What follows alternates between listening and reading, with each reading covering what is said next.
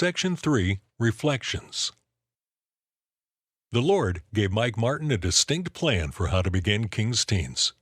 But when the time came, he played it safe and tried to work with someone he felt was more qualified. As a result of Mike trying to do things his way and not God's way, nothing worked. Have you ever stepped out in something you knew God asked of you, but you played it safe? Or you did it your way? How did that situation work out? What did you learn? Mike writes that he truly believed if he and Viv would not have obeyed and taken Joanne into their family, that the Lord would not have entrusted them with the thousands of future teens who needed to be taken care of at King's Gardens. As you look back, do you have any defining moments where, had you not stepped through a door of opportunity, your life would look very different? In Bible school, Mike heard teachers speak of the Holy Spirit in a way that created a hunger in his heart to know more.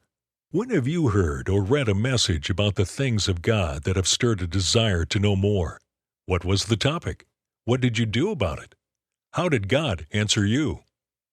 Has God ever asked you to surrender to Him something you considered precious, something you thought you could never live without? Again, the author writes about how important it is to be filled each day with the power of God. When is the easiest time for you to connect with God? How could you do something this week to connect more deeply with the Lord? Mike tried to convince God that he probably should pick someone else to start an effective teen ministry. Have you ever felt unqualified to do what you believed the Lord was asking you to do? How did you overcome those feelings of inadequacy? Mike finally received an ultimatum from his boss: either work for the company or work for the Lord. When in your life have you felt you were at a crossroads similar to this?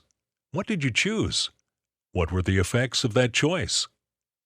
As you read more about the Martins and their adventure of living by faith, how has this inspired you? Is there an area in your life where you could step out farther in faith?